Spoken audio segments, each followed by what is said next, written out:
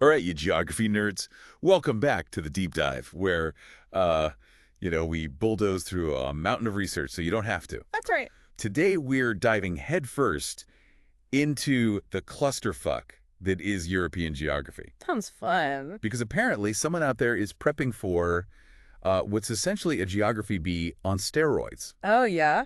You need to know more than just where the hell France is. You need to know how much real estate these countries are squatting on. Absolutely. Yeah, knowing the size of each European country isn't just some random trivia bullshit, Right. It gives you real insight into the power dynamics, the historical beefs, and who might be holding a grudge. So you're saying size does matter. Yeah, in this case, very much so. Not surprising. We've got this Wikipedia list ranking European countries by size. Let's cut the crap and get right into it. First up, what's the big picture? How much space are we even talking about for this whole European shit show? So the whole of Europe clocks in at about 10 million square kilometers. 10 million, okay. Which, to put that into perspective, it's smaller than the surface area of the freaking moon. Wait, you're telling me this whole continent where everyone's been trying to kill each other for centuries Yeah. is crammed into a space smaller than the moon? That's some fucked up shit right there. Yeah. It's a crowded house. Right. And the size of each country's slice of that pie has a lot to do with who's been calling the shots over the centuries. All right, let's go down this list and see who's packing heat in the size department. First up, we've got Russia, and holy shit, they're hogging almost 40% of the whole continent. Yeah. Seriously. Russia's a transcontinental country, Oh, right. meaning it straddles both Europe and Asia. Yeah, But even just the part hanging out in Europe is massive. okay. So basically, everyone else is just fighting over scraps while Russia sits there with its giant land dick swinging around. Well, it's more complicated than that, but you're not entirely wrong. Right. Russia's size has definitely played a role in its, historical and geopolitical dominance. Okay. Next up, we've got Ukraine, coming in at a respectable second place. You'd think, with all the shit going down there, they'd have lost some territory, but they're holding strong. Yeah. Ukraine is geographically significant, and its size is definitely a factor in the current conflict.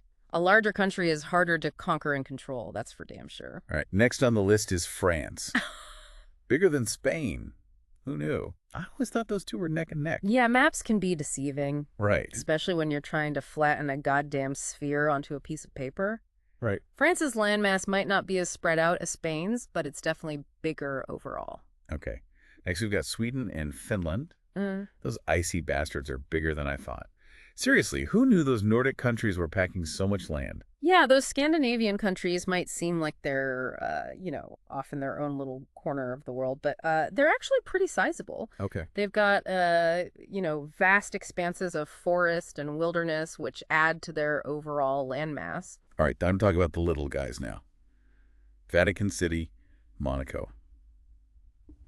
Seriously, you could trip and fall and accidentally conquer those places. Yeah, don't underestimate the little guys, though. Oh, okay. They might be small in size, but they can still wield, significant power. Right. The Vatican, for example, is the seat of the Catholic Church, and Monaco is a haven for the rich and famous. Yeah, true. Size isn't everything when it comes to influence. Yeah, but in a straight-up brawl, they're going down first. Probably, yeah.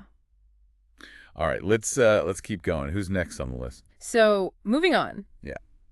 So, we were talking about the little guys before, Vatican City, Monaco, all this. Right. But let's not forget the countries playing both sides, the transcontinental ones. Yeah, those countries trying to have their cake and eat it too. Which ones are we talking about here? Besides Russia, there's Turkey and Kazakhstan. Right. Part of them is hanging out in Europe. The other part's chilling in Asia. Yeah, right. Makes you wonder who they'd side with if shit really hit the fan. For real. Speaking of countries with an identity crisis, what about the UK? Oh, the UK? Yeah. They used to have an empire so big the sun never set on the damn thing. All right. Now they're just an island. Yeah. Don't underestimate the UK, though.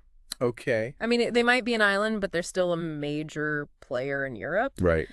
And let's not forget their history of colonialism. Oh, yeah, for sure. They've got their fingers in pies all over the world, even if their landmass isn't what it used to be. Yeah, but in terms of sheer size, they're not exactly top dog anymore. Mm-hmm. Makes you wonder, does size really matter in the grand scheme of things?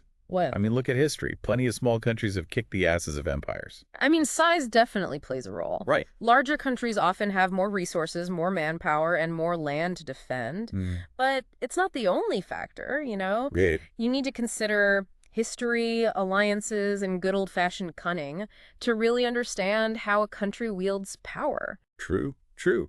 Remember that time little-ass Greece took on the mighty Persian Empire? Yeah. Talk about a David and Goliath situation. Yeah. They showed everyone that size doesn't always matter. Exactly. It's about strategy, guts, and knowing how to use your strengths. It's not always about who's got the biggest army, but who's got the smartest strategy and the balls to fight for what they believe in. Speaking of balls, Right. what about Germany?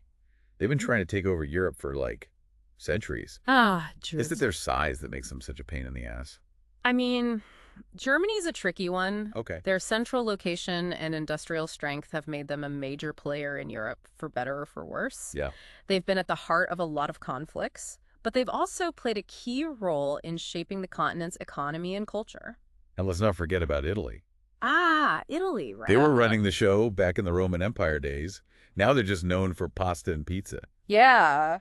Get their asses kicked to shrink their territory that much. I mean, Italy's definitely not the empire it used to be. But that doesn't mean they're irrelevant. Okay, true. I mean, their cultural influence is huge, and their strategic location in the Mediterranean still makes them a force to be reckoned with. Right. Don't let the pasta fool you. They know how to play the game. Yeah, good point. Control the seas, control the world. Right. That's all about those trade routes and naval power. All right, so we've got the big boys, the little guys, and the in-betweeners. Right. What does this all mean for our Geography B champion listener?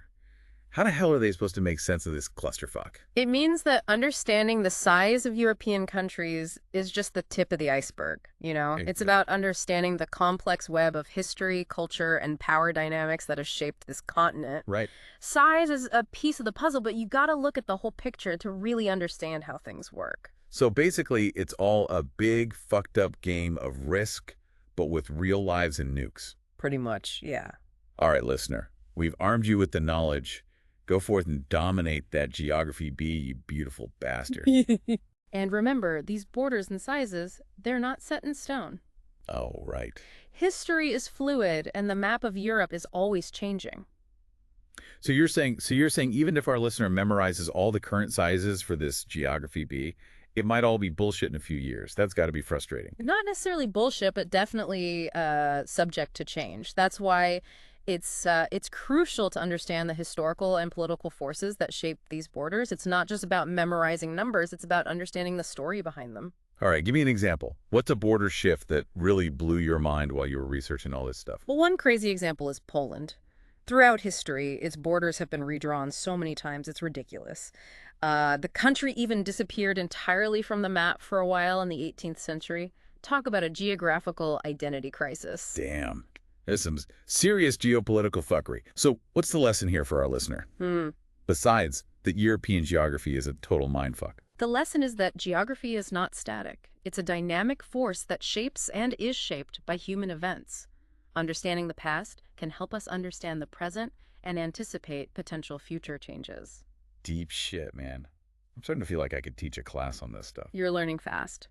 All right, I think we've given our listener enough to chew on for now. They're Yeah. probably ready to go out and conquer the world, or at least that Geography B. Indeed. Remember, knowledge is power. Use it wisely. And don't be a dick about it. All right, you magnificent bastards, that's a wrap on another episode of The Deep Dive. Stay curious, stay informed, and we'll catch you on the flip side.